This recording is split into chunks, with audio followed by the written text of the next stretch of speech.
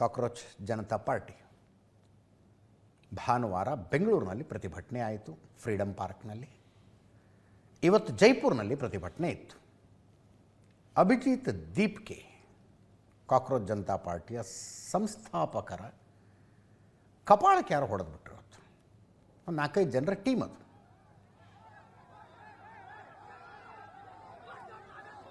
ಜೈಕಾರ ಹಾಕೋರ ಥರ ಹತ್ತಿರ ಹೋಗಿ ಕಪಾಳಕ್ಕೆ ಹೊಡೆದಿತ್ತು.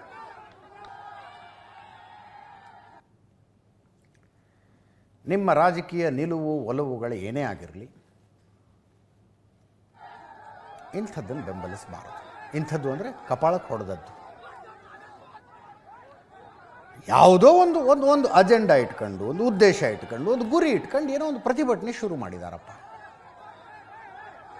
ನಿಮ್ಮ ಪ್ರತಿಭಟಿಸ್ತಾ ಇರುವ ರೀತಿ, ನೀವು ಎತ್ಕೊಂಡಿರುವಂಥ ವಿಷಯಗಳು ತಪ್ಪು ಅನ್ನೋದಾದರೆ ಅದು ತಪ್ಪು ಅಂತ ಹೇಳೋದಕ್ಕೆ ನೂರಾರು ಮಾರ್ಗಗಳಿರುವ ಕಾಲಘಟ್ಟದಲ್ಲಿ ನಾವು ಬದುಕ್ತಾ ಇದ್ದೀವಿ. Tell them why they are wrong. ಬೆಂಗಳೂರಿನಲ್ಲಿ ಪ್ರತಿಭಟನೆಗೆ ಬಂದವರು ಕೆಲವರು ಮಾತನಾಡಿದ್ದು ಯಾವುದೋ ಒಂದು ವೆಬ್ಸೈಟ್ನಲ್ಲಿ ನೋಡ್ತಾ ಇದ್ದೆ ನಾನು. ಅವರ ಪೈಕಿ ಕೆಲವರ ಮಾತುಗಳು ತುಂಬ ಸಿಲ್ಲಿ ಅನಿಸಿದ್ವು ನನಗೆ. What are they even talking ಅಂತ. ಪ್ರತಿಭಟನೆಯಲ್ಲಿ ಭಾಗವಹಿಸಿ ಭಾಷಣ ಮಾಡಿದವರೊಬ್ಬರು ಪೋಸ್ಟ್ ಮಾಡಿದೆ. ಅವರು ಓವರ್ ಸಿಂಪ್ಲಿಫೈ ಮಾಡ್ತಿದ್ದಾರೆ ಅನ್ನಿಸ್ತು. ವಿಷಯಗಳನ್ನು ಓವರ್ ಸಿಂಪ್ಲಿಫೈ ಮಾಡ್ತಿದ್ದಾರೆ. This are that you choose ಅನ್ನೋ ಹಂಗಿತ್ತು ಅವ್ರದ್ದು, ಅವರ ಮಾತುಗಳು. I don't accept it. ಯಾರದ್ದೋ ಅಭಿಪ್ರಾಯಕ್ಕೆ ನನ್ನ ಒಪ್ಪಿಗೆ ಇಲ್ಲ ಅಂದರೆ ಕಪಾಳ ಕೊಡೋಕ್ಕೆ ಹೋಗೋದ? ಇದೆಲ್ಲದರ ಪರಿಣಾಮ ಏನಾಗುತ್ತೆ ಅಂದರೆ, ಒಂದು ಸಿಂಪತಿ ಕ್ರಿಯೇಟ್ ಮಾಡಿ ಕೊಡ್ತೀರಿ ನೀವು ಅಷ್ಟೇ. ಸಿಂಪತಿ ಕ್ರಿಯೇಟ್ ಮಾಡಿ ಕೊಡ್ತೀರಿ. ಆ ಹೊಡೆದಿದ್ದ 4-5 ಹುಡುಗರನ್ನು ಪೊಲೀಸರು ಅರೆಸ್ಟ್ ಮಾಡಿದ್ರು. ಇವತ್ತು ಬೇಲು ಆಯಿತು ಅವರಿಗೆ, ರಾಜಸ್ಥಾನದ ಜೈಪುರ್ನಲ್ಲಿ. ನಿನ್ನೆ ಮಾತಾಡಿದ್ದಾರೆ ನೋಡಿ, ಜಿಹಾದಿ ಮನಸ್ಥಿತಿಯವರು ಇವರು ಅಂತ. ಜಿಹಾದಿ ಮನಸ್ಥಿತಿಯವರು ಈ ದೇಶದಲ್ಲಿ ಜನರನ್ನು, ಎಲ್ಲೇ ಆಗಿರಲಿ, ಅದೊಂದು ಪಾಪ್ಯುಲರ್ ಮಾತೇ ಇದೆ, ಎಲ್ಲರನ್ನೂ ಏಕಕಾಲದಲ್ಲಿ, ಅದೇನೋ ಇದೆಯಲ್ಲ, you cannot fool everybody at a time and all the time ಅನ್ನೋ ಥರದ್ದೇನೋ ಒಂದು ಗಾದೆ ಮಾತಿದೆ. That cannot happen. ನೋಡಿ, ಹಮಾರ ಮುದ್ದಾ ಹೈ ಧರ್ಮೇಂದ್ರ ಪ್ರಧಾನ್ ಕಾ ರೆಸಿಗ್ನೇಷನ್ ಅಂತ ಅಭಿಜಿತ್ ದೀಪ್ಗೆ ಹೇಳ್ತಾ ಇರೋದು. ಈ ಪ್ರೊಟೆಸ್ಟ್ ದಿಲ್ಲಿಗೆ ಬಂದಾಗ ಏನೇನಾಗಿತ್ತು, ಏನೇನು ವಿಷಯಗಳ ರೇಸ್ ಆದವಲ್ಲಿ, ಯಾರ್ಯಾರ ವಿರುದ್ಧ ಧಿಕ್ಕಾರ, ಯಾವ್ಯಾವುದರ ವಿರುದ್ಧ ಧಿಕ್ಕಾರ. ಅಲ್ಲಿ ಬಂದಂಥ ಅನೇಕರು ಹೇಳಿದ್ರು, ನೀವು ಪ್ರತಿಭಟನೆ ಶುರು ಮಾಡಿರೋದು ನೀಟ್ ಕ್ವಶನ್ ಪೇಪರ್ ಲೀಕು ಮತ್ತು ಅದಕ್ಕೆ ಕಾರಣಕರ್ತರಾದವರ ತಲೆದಂಡ. ಅದು ಬಿಟ್ಟು ಬೇರೆ ಏನೇನು ಮಾತಾಡ್ತಿದ್ದೀರಿ ಇಲ್ಲಿ ಅಂತ ಕೇಳಿದ ಮೇಲೆ ಈಗ ಸರಿಯಾಗಿದೆಯಾ? ನೀಟ್ ಕ್ವಶನ್ ಪೇಪರ್ ಲೀಕು, ಇದಕ್ಕೆ ಯಾರು ಆನ್ಸರೇಬಲ್ಲು ಅಂತ ಪ್ರಶ್ನೆ ಕೇಳ್ತಾ ಇರೋದು ಸರಿಯಾಗಿದ್ದೆ ಅವ್ರದ್ದು. Nothing wrong in it. ಈಗ ನೋಡಿ, ಕ್ವಶನ್ ಪೇಪರ್ ಲೀಕ್ ಆಯಿತು. ಪರೀಕ್ಷೆ 23 ಲಕ್ಷ ಮಕ್ಕಳು ಬರೆದಿದ್ರು. ಇನ್ನೊಂದು ಸಲ ಎಕ್ಸಾಮ್ ಮಾಡ್ತೀವಿ ಅಂದ್ಬಿಟ್ರು. 21ನೇ ತಾರೀಕು ಎಕ್ಸಾಮ್ ಈಗ. ಅರೆ, ಇದಕ್ಕೆ ಯಾರಪ್ಪ ಕಾರಣಕರ್ತರಾದವರ ತಲೆದಂಡ ಆಗೋದು ಬೇಡವಾ ಅಂತ ಪ್ರಶ್ನೆ ಕೇಳ್ತಿದ್ದಾರೆ ಅವರು. ಹಾಗೆ ಇಶ್ಯೂ ಬೇಸ್ಡ್ ಪ್ರೊಟೆಸ್ಟ್ಗಳಿದ್ದಾಗ ಅದಕ್ಕೆ ಅದು ಸರಿ ಅನ್ನಿಸುವವರ ಜನ ಬೆಂಬಲ ಸಿಗುತ್ತೆ. ಆ ಇಶ್ಯೂನಿಂದ ಎಲ್ಲೆಲ್ಲೋ ಭಟ್ಕಾಯಿಸಿದರೆ ಆ ಜನ ಬೆಂಬಲ ಹೋಗುತ್ತೆ. As simple as that. ಈಗ ನೋಡಿ, ನೀಟ್ 21ನೇ ತಾರೀಕು ನೀಟ್ಗೆ ಮರುಪರೀಕ್ಷೆ. ಯಾವಾಗ 5 ಮಕ್ಕಳು ಆತ್ಮಹತ್ಯೆ ಮಾಡ್ಕೊಂಬಿಟ್ಟು ರೀ, ನೆನೆಸ್ಕೊಂಡ್ರೆ ಬೇಜಾರಾಗುತ್ತೆ. ಅದನ್ನು ಮತ್ತೆ ಪರೀಕ್ಷೆ ಬರೀಬೇಕಲ್ಲ ಅಂತ. ಈಗ ಪ್ರೈಮ್ ಮಿನಿಸ್ಟರ್ ಆಫೀಸಿನ ಪ್ರಧಾನಮಂತ್ರಿ ಕಾರ್ಯಾಲಯದ ಮೇಲುಸ್ತುವಾರಿಯಲ್ಲಿ ನೀಟ್ ಪರೀಕ್ಷೆಗಳು ನಡೀತಾವೆ ಈ ಸಲ. ಎಲ್ಲಿ ತನಕ ಅಂದರೆ,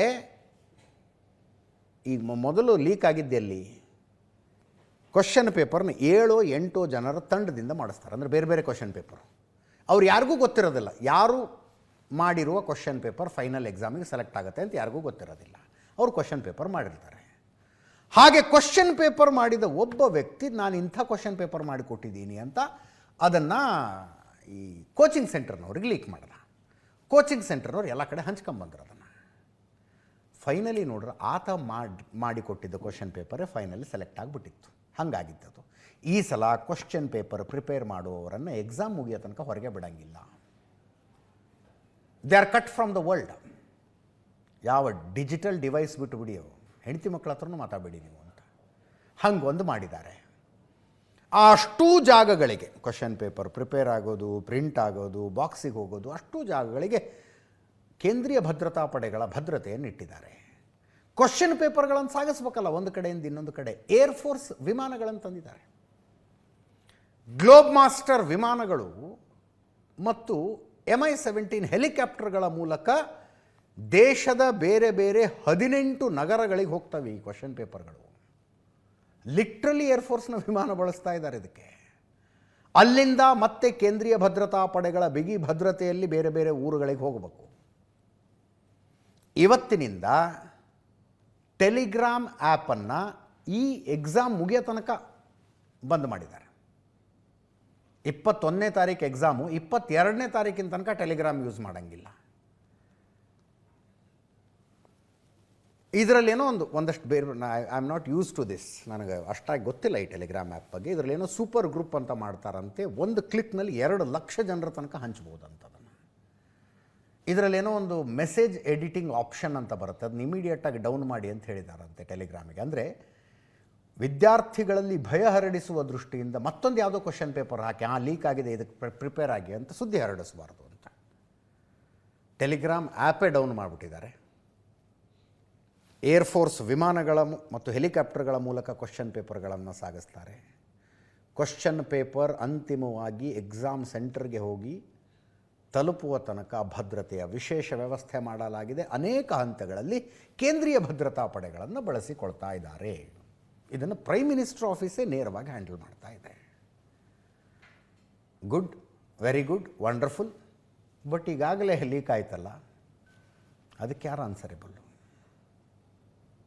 ಆನ್ಸರೇಬಲ್ ಯಾರು ಅದಕ್ಕೆ?